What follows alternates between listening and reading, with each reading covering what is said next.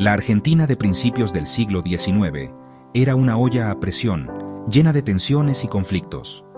Las guerras de independencia habían dejado heridas profundas, y la nación jovencita luchaba por encontrar su rumbo. Las cicatrices de la guerra eran visibles en cada rincón del país, y la gente anhelaba estabilidad y paz.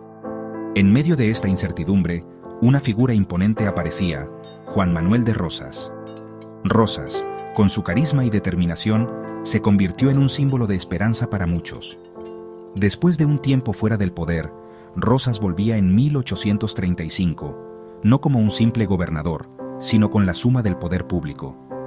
Este regreso marcó un punto de inflexión en la historia argentina. Este poder extraordinario, que le dio la legislatura de Buenos Aires, mostraba el miedo y la necesidad de orden que sentía la gente. La sociedad estaba dispuesta a sacrificar ciertas libertades a cambio de seguridad y estabilidad. Rosas, caudillo con experiencia y estratega inteligente, aprovechó el cansancio de la gente de Buenos Aires y las provincias con tanto desorden.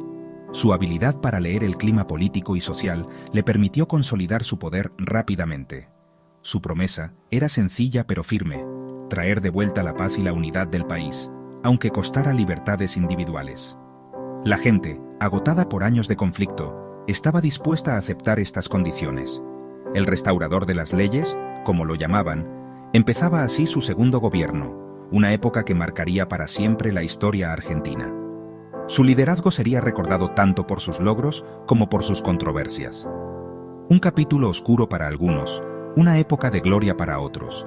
Lo cierto es que el rosismo, con su mezcla de autoritarismo y nacionalismo, todavía genera discusiones y polémica hoy en día. La figura de Rosas sigue siendo un tema de debate, reflejando las complejidades de la historia argentina. La vuelta de Rosas al poder no fue color de rosa. Argentina, dividida por problemas internos, miraba con desconfianza que una sola persona tuviera tanto poder. Pero Rosas, con una determinación férrea, se dedicó a fortalecer su autoridad, usando tanto la fuerza como la astucia política. Una parte clave de su plan fue crear una red de lealtades basada en el miedo y la recompensa. La Sociedad Popular Restauradora, más conocida como la Mazorca, se volvió su brazo ejecutor. Esta organización parapolicial, sembrando el terror con violencia y persecución, apagó cualquier intento de oposición. Al mismo tiempo, Rosas hizo alianzas con caudillos de las provincias, asegurando el control de todo el país. La Confederación Argentina, bajo su mando, parecía unida, aunque esa unidad se basaba en la obediencia total a su figura. Los periódicos, silenciados por la censura, se convirtieron en propaganda del régimen. Rosas entendía el poder de la imagen y las palabras, y las usó para crear una especie de culto a su personalidad, mostrándose como el único que podía garantizar el orden y la justicia social. El segundo gobierno de Rosas no fue solo represión. Aunque es conocido por su mano dura y su control férreo, también hubo aspectos de su gobierno que buscaron el desarrollo y la estabilidad del país. Buscando crear un Estado fuerte, Rosas implementó medidas que, aunque reflejaban su idea de un poder centralizado, impactaron la vida económica y social del país. Estas políticas no solo buscaban consolidar su poder, sino también fomentar un sentido de unidad y progreso. La Ley de Aduanas de 1835, la base de su política económica, buscaba proteger lo que se producía en el país de la competencia extranjera. Esta ley fue crucial para el desarrollo de la industria local y la economía nacional. Esta medida, aunque ayudó a Buenos Aires y a las provincias ganaderas, causó problemas con los países europeos, sobre todo Gran Bretaña, que quería expandir sus mercados.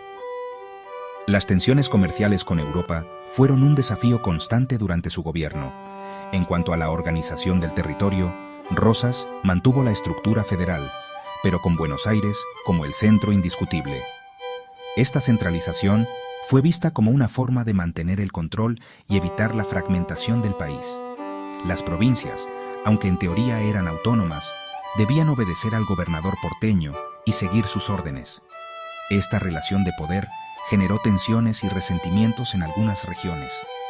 El centralismo de Rosas, aunque criticado por muchos, era parte de su creencia de que solo un gobierno fuerte podía evitar el caos y la desintegración del país. Para Rosas, La estabilidad y la unidad eran esenciales para el progreso. En la sociedad, Rosas promovió una vuelta a las tradiciones, buscando fortalecer la identidad nacional. Su gobierno fomentó valores tradicionales como la familia, la religión y el respeto a las autoridades. La religión católica, la familia y la figura del caudillo como protector del pueblo se convirtieron en los pilares de su discurso.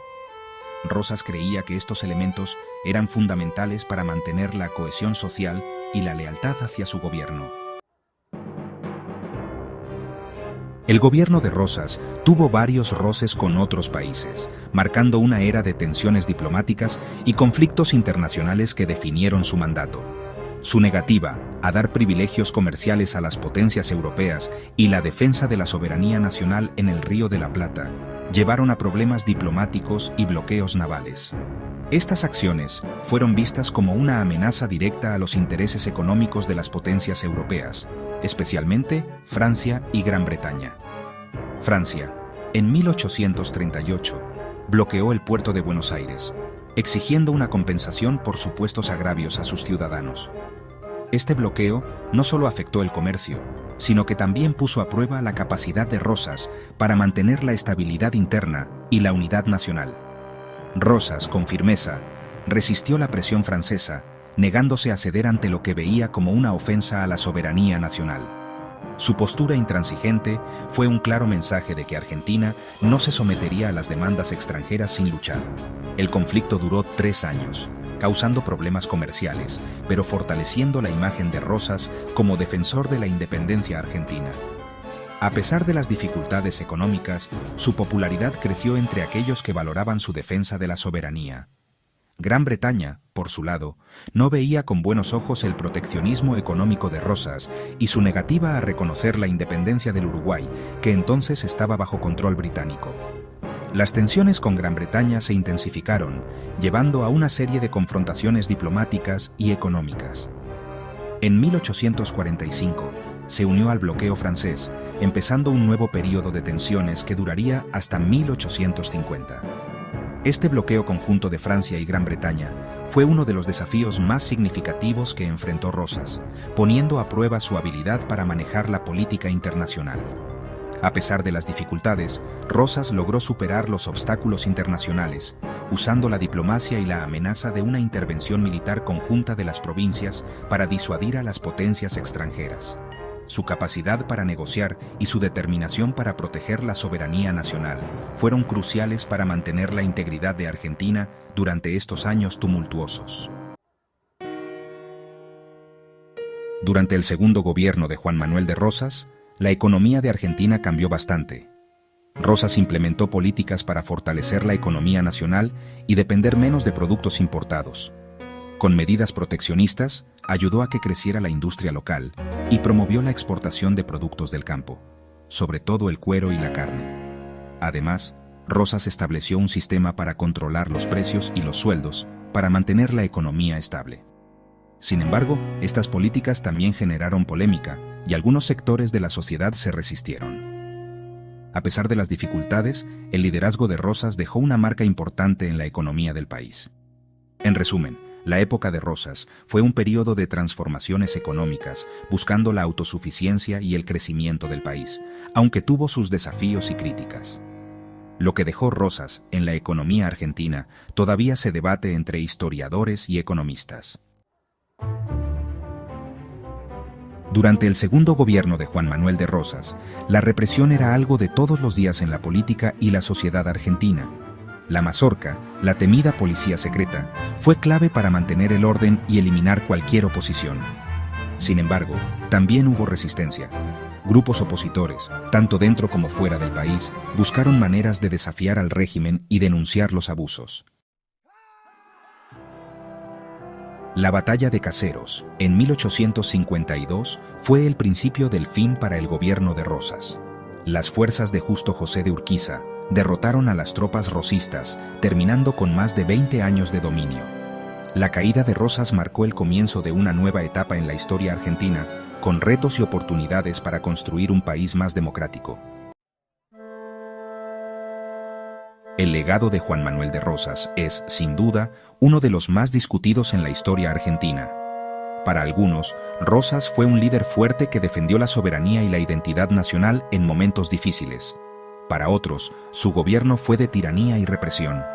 Hay diferentes opiniones sobre él, pero lo cierto es que su impacto en la política y la sociedad argentina todavía se debate. Mirando hacia atrás, el segundo gobierno de Juan Manuel de Rosas nos muestra una mezcla complicada de logros y controversias. Su habilidad para mantener el control y la estabilidad en una época turbulenta es innegable. Sin embargo, los métodos que usó para lograrlo y las consecuencias de su régimen siguen siendo temas de reflexión y análisis. La historia de Rosas nos invita a pensar en las lecciones aprendidas y a entender mejor los desafíos de gobernar en tiempos de crisis.